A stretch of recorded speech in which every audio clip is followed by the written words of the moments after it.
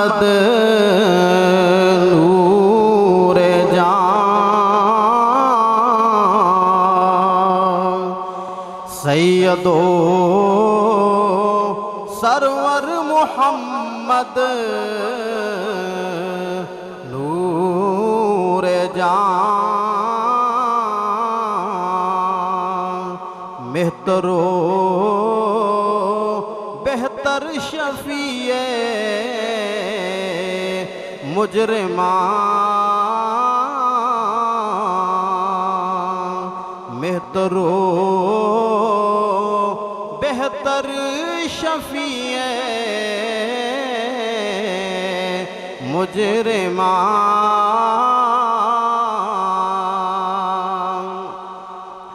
मेहतरीनो बेहतरीने अंबिया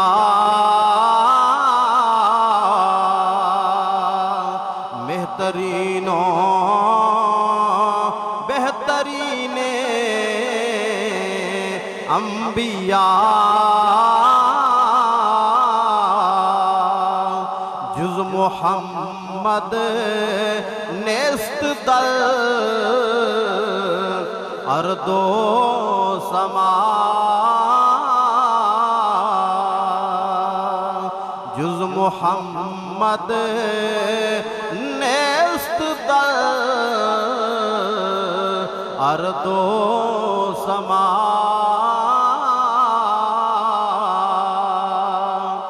मौलवी हरगिज़ नशद मौलाए रूम तावला में शम्स तबरेज़ी नशद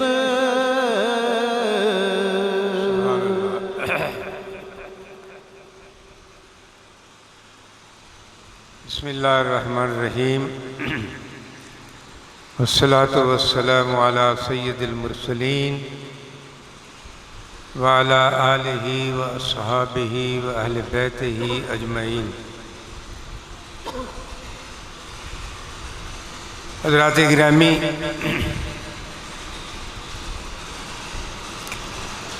मोहतरम जनाब डॉक्टर अब्दुल रऊफ़ साहिब ने मुख्तसर अंदाज में इस अशरा की अहमियत का तज़किरा फरमाया।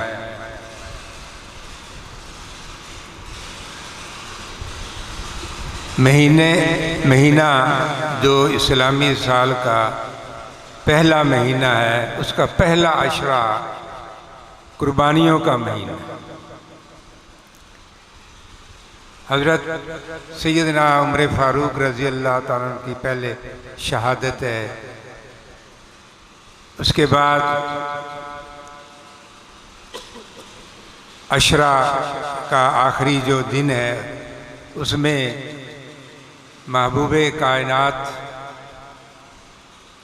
हज़ूर नबी अकरम सल्लल्लाहु अलैहि वसल्लम के महबूब नवासे और बैल अहले बैत अतहार की शहादत का दिन। ये दरस मसनवी था। मैंने सोचा, तलाश किया कि मौलाना रूम रहमतुल्लाह अलैह ने इस हवाले से कोई बात की हो। इत्तेफाक ऐसा है कि जो वो अज़ीज़ सारी किताबें मसनवी की 6 जिल्दें लाया और मेज़ पर उसने रखी, तो उसके ऊपर सबसे ऊपर जो जिल्द पड़ी थी उसको खोला तो उसमें से हज़रत सैयदना इमाम हुसैन रज़ी अल्लाह तआला का तज़किरा निकला। तो ऐसा ही लगा गोया ये हज़रत मौलाना जलालुद्दीन रूमी रहमतुल्लाह अलैह का रूहानी तसर्रुफ़ था कि उन्होंने ज़्यादा मुशक्क़त में नहीं डाला। वो किताब ही सबसे पहले सामने आई, जिल्द जिसमें ये तज़किरा मौजूद था।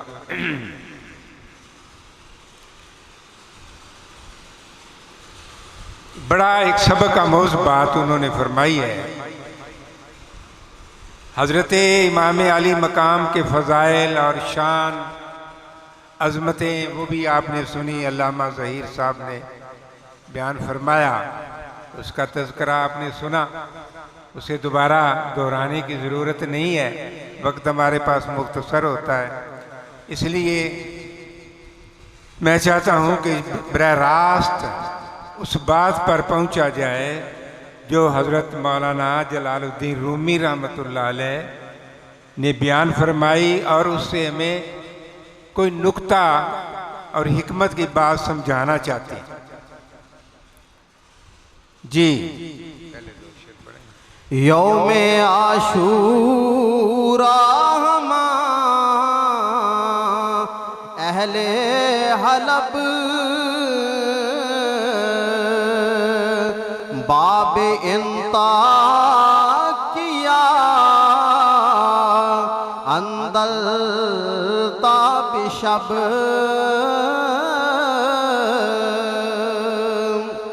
ताबिशब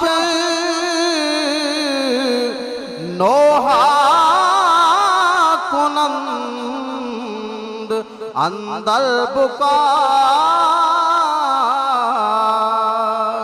शिया आशूरा पुराए करबला। आप फरमाते हैं हलब एक शहर है शाम के इलाके में, तो फरमाते हैं कि हलब में बहुत बड़ी तकरीब होती है, मातम की तकरीब आशूरा के दिन, और लोग बहुत बड़ा मजमा होता है जिसमें मातम बरपा होता है, और इतना उसका शोर होता है कि दूर दराज जंगलों तक उसकी आवाज़ जाती है। और करबला के मसाइब बयान किए जाते हैं और फिर मातम किया जाता है। ये हज़रत मौलाना जलालुद्दीन रूमी रहमतुल्लाह अलैह बयान फरमा रहे हैं। फरमाते हैं जी आगे, यके गरीबे शायर अज़रा रसीद रूज़ आशूरा अफ़गान शुनीद चिस्त नामो पेश आयो औसाफ़े ताबगोयम मरसिया अल्ताफ़े। फरमाते हैं कि एक शायर वो जंगल से गुजर रहा था, उसकी मंजिल तो कोई और थी, उसने हलब में नहीं आना था, यूँ समझ लें कि शहर का बाईपास था, उस बाईपास से वो गुजर कर अगले शहर जा रहा था। लेकिन जब उसने रात का वक़्त था, उसने बड़ा शोर व गुल सुना और मातम की आवाज़ सुनी, तो वो शहर की तरफ आ गया, हलब में आ गया, और आकर वहाँ मजमा में पहुँचा और उसने लोगों से पूछा कि ये किस तरह की महफिल है, ये क्यों रो रहे हैं, ये क्यों पीट रहे हैं, ये मातम क्यों कर रहे हैं, क्या कोई बड़ा सरदार फौत हो गया, क्या बादशाह इस इलाके का वो फौत हो गया है, या और कोई बड़ी हस्ती फौत हो गई है, मुझे बताओ, उनका नाम बताओ और उसके औसाफ बयान करो, वो कौन था, किस मकाम और मर्तबे का था, उसकी खूबियाँ क्या थी, उसके कमालात क्या थे, ताकि मैं शायर हूँ, मैं उस पर कोई कसीदा लिखूं। मौलाना रूम रहमतुल्लाह अलैह फरमाते हैं वो इतना भोला तो नहीं था, कोई भी मुसलमान गया गुजरा भी हो तो आशूरा के दिन मजलिस और मातम के देखते ही सुनते ही उसको पता चल जाता है कि ये हज़रत इमाम अली मकाम की मजलिस बर्पा की हुई है। वो कहते हैं उन्होंने इल्ज़ामी जवाब दिया इल्ज़ामी सवाल किया। वो सवाल ऐसा होता है कि जब देने वाला जवाब देता है तो उसमें वो पकड़ा जाता है। इसको इल्ज़ामी जवाब कहते हैं, सवाल कहते हैं। अब जब इसने ये सवाल किया, और इसकी मिसाल भी मौलाना रूम रहमतुल्लाह अलैह देते हैं कि हज़रत आसिम असम बुज़ुर्ग हुए हैं, वो उन्होंने सुना कि वहाँ का जो काजी है बहुत बड़ा, अपने इलाके का बहुत अय्याश है, बड़ा फजूल खर्च है, बड़ा इसराफ करने वाला है। उसने बड़े बड़े महल्लात अपने तामीर किए हैं, बड़े कीमती पर्दे लटकाए हैं, और फर्नीचर उसका भी लाखों रियालों का है, और सोने और चांदी के बर्तनों में वो खाता है। ये आपने सुना हजरत आसिम असम ने, तो आप उसके पास चले गए, मेहमान ठहरे उसके पास। काजी ने बड़ी अवभगत की, मशहूर बुजुर्ग थे अपने ज़माने के। जब आप वज़ू करने लगे, ठहरे थे, तो आपने 3 दफ़ा चुल्लू भरकर पानी मुंह में डालते हैं कुली करने के लिए, आपने 3 की बजाय 4-5 मरतबा चुल्लू भर भर के कुली की। अब काजी पास बैठा देख रहा था। उसने कहा कि हजरत ये क्या है, फजूल खर्ची इतनी इसराफ आप कर रहे हैं, आप इसराफ कर रहे हैं। 3 मरतबा हुक्म है कि 3 मरतबा, ये 2 मरतबा जो आपने इजाफी चुल्लू भर कर दिया है, ये पानी का आपने इसराफ किया, ये गलत काम किया है। आपने फरमाया, अल्लाह के बंदे, तुझे मेरा 2 चुल्लू मज़ीद इस्तेमाल करना तो खटक गया, लेकिन तुझे ये इतने बड़े बड़े महल्लात, जो तू अकेला रहता है, ते मियाँ बीवी रहते हो, इतने महल्लात बनाए हैं, और ये इतने कीमती पर्दे और फर्नीचर और सोने और चांदी के दूसरे बर्तनों में भी खा सकता है, सोने और चांदी के बर्तनों में तू खाने खाता है, तो ये तुझे इसराफ ये नज़र नहीं आता। मेरा 2 चुल्लू भर पानी जो है वो तुझे, वो आपने जानबूझकर 2 चुल्लू ज़्यादा मुंह में डाल ले, ताकि ये सवाल करेगा और फिर मैं उसके जवाब में इसको काबू करूँगा। चुनाचे जब आपने ये किया कहा, तो वो काजी बड़ा शर्मिंदा हुआ, उसने सर झुका लिया, उसने कहा, हजरत आपने ठीक फरमाया। तो बात ये है कि मौलाना रूम रहमतुल्लाह अलैह फरमाते हैं कि उस शायर ने भी ये जो सवाल किया, उसको पता था कि ये हज़रत इमाम हुसैन रज़ी अल्लाह तआला की मजलिस है।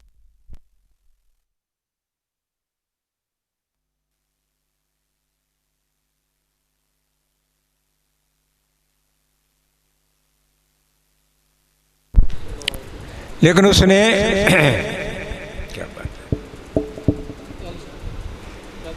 लेकिन उसने सवाल ही ऐसा किया। अहले मजमा पर जो लोग करीब बैठे उसे मिले, कहा कि ये कौन फौत हो गया है, बड़ा शोर गुल है, कोई मालूम होता है कि बड़ा अजीम आदमी, इतना मजमा जो उसके लिए रो रहा है, कोई अजीम आदमी तुम्हारा फौत हो गया है, कोई सरदार, कोई बादशाह, कोई गवर्नर या कोई और बड़ी हस्ती। उन्होंने आगे क्या जवाब दिया जी। आय के गुफ्त के तू दीवानाई, तू नशियाई अदुवे खानाई, पेश मोमिन कै बवद ई किस्सा खार, कदर इश्के गोश, इश्के गोशवार। यके गुफ्त, उनमें से एक आदमी बोला, उसने कहा कि तू दीवाना है, पागल है, तुझे पता नहीं है, तू ना शियाई, ऐसा लगता है कि तू शिया नहीं है, और अदुवे खानाई और अहले बैत का दुश्मन है। तू शिया भी नहीं है और अहले बैत का दुश्मन है, तुझे पता ही नहीं है कि ये महफिल क्यों है और क्यों मातम बरपा हो। और कहा कि बात ये है कि तुझे पता नहीं है, ये उस हस्ती की याद में हम मना रहे हैं, मातम कर रहे हैं, उनकी शहादत पर, जो नबी अकरम नूर मुजस्सम सल्लल्लाहु अलैहि वसल्लम के बड़े महबूब थे, बड़े प्यारे थे, उनकी बड़ी फजीलत आई है, बड़ी शान बयान हुई है। आका अलैहिस्सलातु वस्सलाम उनसे बड़ी मोहब्बत करते थे। और तुम्हें अगर नबी पाक से मोहब्बत है तो तुम्हें चाहिए कि उस हस्ती से भी मोहब्बत का मुजाहरा करो। जैसे कि अगर कानों में बाली हो, महबूब के कान में, तो बाली बड़ी प्यारी लगती है। मिसाल दी, फरमाया कि पेशे मोमन कै बवादी किस्सा खार, किसी मोमन को इसकी अहमियत का अंदाज़ा होना चाहिए। ये मामूली किस्सा और वाक़या नहीं है, बल्कि कदरे इश्क के गोश, इश्क के खुशगवार गोशवार के बाल अगर कानों में अगर बाली या कांटा जेवर अगर महबूब ने पहना हुआ है तो वो महबूब के वजह से कान भी प्यारा लगता है, और कान महबूब का है इसलिए उस कान में जो जेवर है वो भी प्यारा लगता है। ये एक तमसील बयान किया। मकसद ये था कि ये सैयदे कायनात सल्लल्लाहु अलैहि वसल्लम के महबूब नवासे हैं और इनको शहादत मिली है, तो इस शहादत का तुम्हें एहसास होना चाहिए। तुम इसको मामूली समझ रहे हो और इसे किसी गवर्नर की मौत कह रहे हो, किसी बादशाह की मौत, किसी और की बात कर रहे हो। ये आगे से उस बंदे ने जवाब दिया। तो उसने कहा कि जिस तरह की तूने बात की है ना, लगता है कि ना तू शिया है और ना ही तू, बल्कि तू अहले बैत का दुश्मन। जी। गुफ्त आरे लिकुकू दौरे यजीद कैब दस्त आगम च देर ईजा रसीद हुफ्ता बुस्ते तागनू शुमा ताकनू जामा तरीद अज अजा। हाँ बिल्कुल ठीक है, अरे अरे हाँ ठीक है, सुना हुआ है किस्सा। जहान में कोई कान ऐसा नहीं है जिसने ये किस्सा ना सुना। सब ने सुना हुआ है, हमने तो सब ने सुना हुआ है। शहादत इमाम अली मकाम की बातें और उनके मसाइब और जो कुछ था वो तो हम सदियों से सुन रहे हैं, हम तक तो पहुंचा। क्या तुम्हें उनके विसाल की शहादत की खबर अब पहुंची है? क्या तुम्हें उनके विसाल की खबर आज पहुंची है कि आज तुम वो यजीद का दौर कितना पुराना दौर था, उस दौर के बाद आज का ज़माना है। तुम पहले सोए हुए थे, खुफ्ता थे, सोए हुए थे, तुम्हें पता नहीं था। अब जागे हो तो तुम्हें खबर मिली कि ओ हज़रत इमाम अली मकाम का विसाल हो गया, शहादत हो गई। तो ये खबर तुम्हें आज पहुंची है, हमें तो पहले की पहुंची हुई है, हमें तो पहले का पता है। तुम आज जो इस तरह की मातम कर रहे हो, ये मालूम होता है कि ये खबर तुम्हें आज पहुंची। ये इल्ज़ामी जवाब उन्होंने दिया। जी आगे। पस अज़ा बर खुद को नेद ए खुफ्तगा जाके बुद मर गस्ती ख्वाबे गिरा। उन्होंने कहा, शायर जो थे उन्होंने कहा बात यह है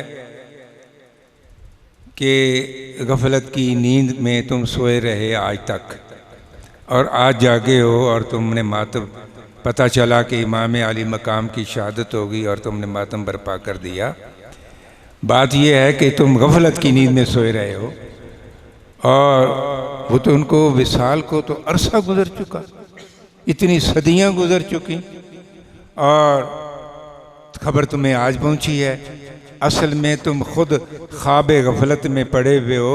सिर्फ ख्वाब गफलत में नहीं पड़े बल्कि इस सारे वाक़े के मुजरम तुम खुद ही हो।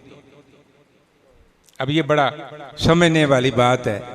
फरमाया इस वाक़े के मुजरम तुम खुद हो। क्यों खुद हो? इसलिए कि हज़रत सैयदना इमाम अली मकाम रज़ी अल्लाह ताला अन्हु ने जब ये तहरीक खिलाफत की दोबारा इआदे की लौटाने की तहरीक शुरू की तो लोगों के पैगामात गए। आप यजीद के बारे में आपने सुना कि किस तरह वो शराबी था, बेनमाज था और शिकार में मस्त रहता था, अय्याश था, ऐश परस्त था और ख़जाना जो है उसको अमानत नहीं समझता था, खूब लूटा हुआ था उसने ख़जाने को, अपनी मर्जी से खर्च कर। बादशाह थी, खिलाफत ख़त्म हो गई थी। खिलाफत में तो अमानत, ख़जाना अमानत होता है, ये बादशाह में होता है कि जो मर्जी जी में आए वैसे करे। तो वो बादशाह बन गया था। तो हज़रत इमाम अली मकाम को कूफे के लोगों ने, जो खुद को शियाने अली कहते थे, क्या कहते थे? शियाने अली। शिया कहते हैं साथी को। शिया का माना क्या होता है? साथी। तो शियाने अली का मतलब अली के साथी, अली के जमात के लोग। ये अपने आप को कहते थे कि हम अली की जमात के लोग हैं, हम हज़रत अली के साथी हैं, हम उनसे मोहब्बत करने वाले हैं। तो उन्होंने ख़त भेजे कि इस तरह करें कि ये जो बादशाह वक्त है ये बड़ा जालिम है, बदमाश है, बद किरदार है और लूट रहा है ख़जाने को, तो इसके खिलाफ खड़ा होना चाहिए, तहरीक चलानी चाहिए ताकि वो खिलाफत अला मिनहाज नबूवत जो हज़रत अबू बकर सिद्दीक़ रज़ी अल्लाह तआला के दौर की थी, जो उमर फ़ारूक के दौर की थी, जो हज़रत उस्मान गनी के दौर की थी, जो अली अल मुर्तज़ा के दौर की थी, वो नक्शा दोबारा कायम किया जाए। तो आप हमारे यहाँ तशरीफ़ लाएं और यहाँ आकर इस तहरीक को हम उठाएं। आपने हज़रत अपने चचाजाद भाई हज़रत अकील को, अकील बिन मुस्लिम को ना, मुस्लिम बिन अकील को आपने रवाना फरमाया।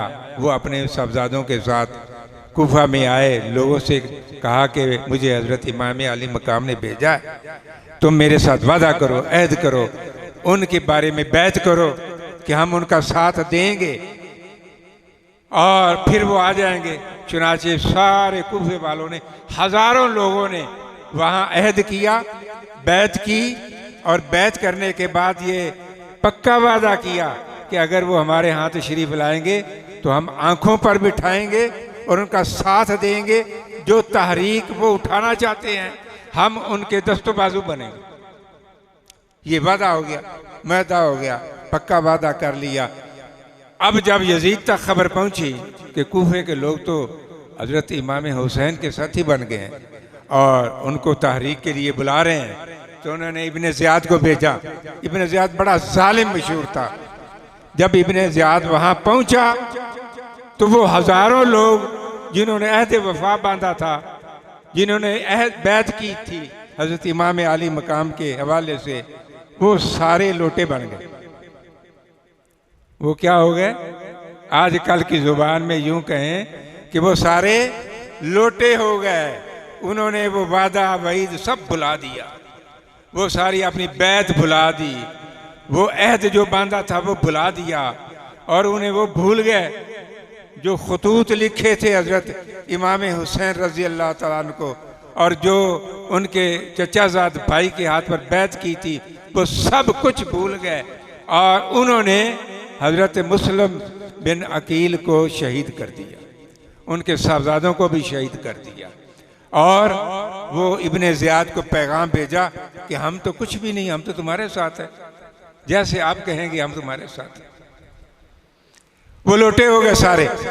तो मौलाना रूम रहमतुल्लाह अलैह फरमाते हैं कि उस शायर ने कहा कि असल तो मुजरम तुम खुद हो। वो मौका था कि हज़रत इमाम हुसैन रज़ी अल्लाह तआला तुम्हारे सामने प्यासे लड़ते रहे और सारे अहले बैत एक एक करके शहीद होते रहे, और तुम्हारी मोहब्बत इमाम हुसैन की कहाँ गई? नबी अकरम सल्लल्लाहु अलैहि वसल्लम के साथ तुम्हारी मोहब्बत कहाँ गई? हजरत अली अल मुर्तज़ा के साथ तुम्हारी मोहब्बत कहाँ गई?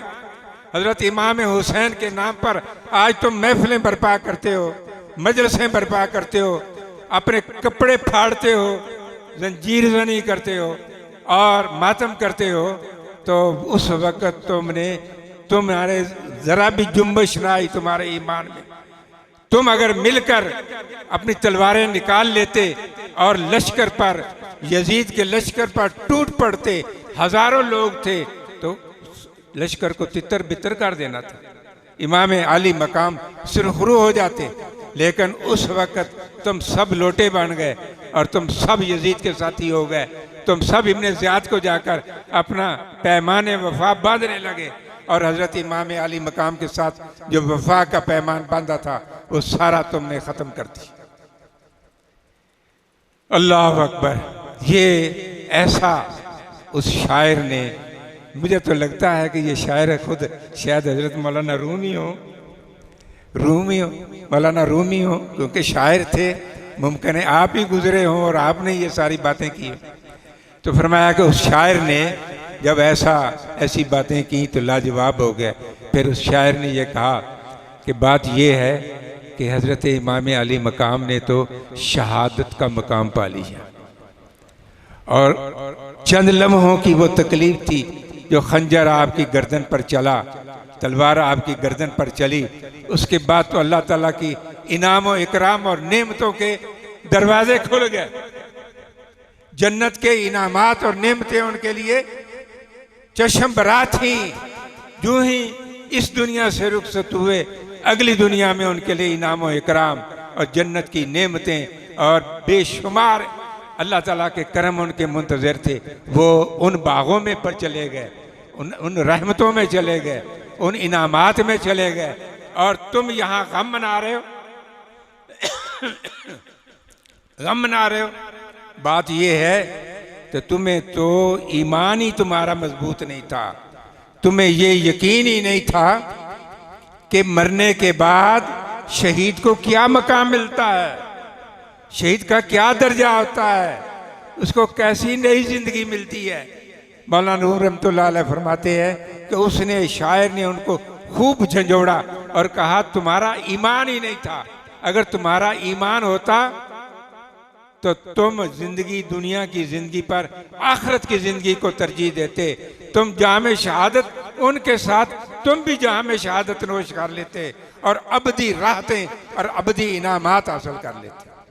तो मालूम होता है कि जो तुम पीछे हट गए, तुमने दुनिया की जिंदगी को तरजीह दी, तुमने अहद वफा तोड़ दिया, इसलिए कि तुम दुनिया की जिंदगी को तरजीह दी, आखिरत की नेमतों पर, आखिरत के इनामात पर, दूसरी जिंदगी के इनामात पर तुम्हारा ईमान नहीं था। अगर ईमान पुख्ता होता तो हजरत इमाम हुसैन रजी अल्लाह ताला का साथ देते, उनके साथ कंधा से कंधा मिला खड़े हो जाते और जो अहद बांधा था उसको पूरा करते और शहादत भी मिल जाती, चाहे कामयाब हो जाते, चाहे शहादत मिल जाती। लेकिन तुम्हारी मोहब्बत हम समझते कि सच्ची है, तुम्हारी मोहब्बत झूठी है। ये अब तुम्हें अपने आप पर मातम करना चाहिए। शेरों के मैं आपको तर्जुमे बता रहा हूँ, अब सारे शेर तो नहीं पढ़े जा सकते। फरमाया तुम लोगों को अपने आप पर मातम करना चाहिए कि हाय हम उस वक़्त क्यों गफलत में पड़े रहे, हाय हमने उस वक़्त इमाम का साथ क्यों ना दिया, हाय हम उस वक़्त पीछे क्यों रहे, हम क्यों खौफज़दा हो गए, हम क्यों बुज़दिल हो गए। अब तुम्हें अपनी उस रवैये पर तुम्हें अपना मातम करना चाहिए, ना कि हज़रत इमाम हुसैन पर मातम करना चाहिए जिनको अल्लाह ताला ने आला इनाम व इकराम से नवाज दिया। तो हज़रत गिरामी, ये वाक़या हज़रत मौलाना रूम रहमतुल्लाह अलैह ने बयान फरमाया। मैं यहाँ एक छोटी सी बात आपको मुतवज्जो करना चाहूँगा कि हज़रत इमाम हुसैन क्यों वहाँ से निकले मदीना शरीफ से। 50 साल के लगभग उम्र थी, तो इतने अरसा आपने मदीना शरीफ में गुजारा, हजूर का दौर देखा, हज़रत उमर फ़ारूक का दौर, हज़रत अबू बकर सिद्दीक़ रज़ी अल्लाह अन्हु का दौर देखा, हज़रत उमर फ़ारूक का दौर देखा, हज़रत उस्मान गनी का दौर देखा, अपने वालिद गिरामी का दौर देखा। और वो लोग अभी मौजूद थे जिन्होंने हज़रत इमाम हसन और इमाम हुसैन को हजूर की पीठ पर सवार होते देखा था, हजूर के कंधों पर सवार होते देखा था कि हजूर अपने सजदे से सर नहीं उठाते, इसलिए कि नवासे कंधे पर मौजूद हैं। और बेशुमार फ़ज़ाइल जो थे, ज़ुबानी फ़ज़ाइल हजूर के, वो भी सुने और देखा भी कि किस तरह आका अलैहिस्सलातु वस्सलाम इनसे मोहब्बत करते हैं, ये हजूर के महबूब हैं। वो सहाबा मौजूद थे, वो हज़रत इमाम हुसैन की आंखों राहों में आंखें बिछाते थे, मोहब्बत करते थे, अदब व एहतराम करते थे, खिदमत करते थे। ये नहीं था कि उनको खिदमत की ज़रूरत थी, ये नहीं था कि उनकी इज्जत में कमी थी वहाँ, और वहाँ जाकर उन्होंने कोई नई इज्जत हासिल करनी थी। दौलत भी बड़ी थी, लोगों को तो वो रेवड़ के रेवड़ दे दिया करते थे सवाली को। ऐसा होता था कि जो कुछ घर में मौजूद है, सवाली आया सब कुछ दे दिया। इस तरह के सखी थे, बड़े बहादुर सखी थे, पीछे मुड़कर नहीं देखते थे। अल्लाह ताला उनको इनाम व इकराम से नवाजता रहता था। दौलत की भी कमी नहीं थी, इज्जत की भी कमी नहीं थी। सहाबा आंखों पर बिठाते थे, मोहब्बत देते थे, और दुनिया की सारी नेमतें उनको हासिल थीं। लेकिन क्यों निकले वहाँ अपने बच्चों को लेकर, अपने अहल-व-याल को लेकर? बात दरअसल ये थी कि उन्होंने दौर देखा था उमर फ़ारूक का, हज़रत अबू बकर सिद्दीक़ का, कि वो किस तरह के हुक्मरान थे। आपको याद होगा, सुना हुआ वाक़या कि हज़रत अबू बकर सिद्दीक़ रज़ी अल्लाह ताला अन्हु जब खलीफा बने तो आप कपड़े का कारोबार करते थे, तो थान लेकर आप बाजार जाते थे और थान बेचते थे, कपड़ा बेचते। खलीफा बन गया है, बादशाह वक़्त बन गया है, कई हज़ार मुरब्बा मील सल्तनत के बादशाह है। हज़रत उमर फ़ारूक ने देखा कि खलीफा वक़्त है और कंधे पर थान रखे हुए हैं और बेच रहे हैं बाजार में। आपने फरमाया, जनाब हज़रत ये क्या कर रहे हैं? उन्होंने फरमाया कि रोज़ी कमा रहा हूँ। आपने, हज़रत उमर ने फरमाया कि अगर तो आप रोज़ी कमाएंगे इस तरह, तो उम्मत का हाल कौन देखेगा? उम्मत के मामलात कौन देखेगा? वो किसने चलाने हैं? निज़ाम सल्तनत किसने चलाना है? आप इस तरह करें कि आपने वजीफ़ा, आपका हम काबीना का इजलास करते हैं और वजीफ़ा आपका मुकर्रर हो जाता है, आप बेफिक्र हो जाए इस नौकरी से, कारोबार से, इसको छोड़ दें।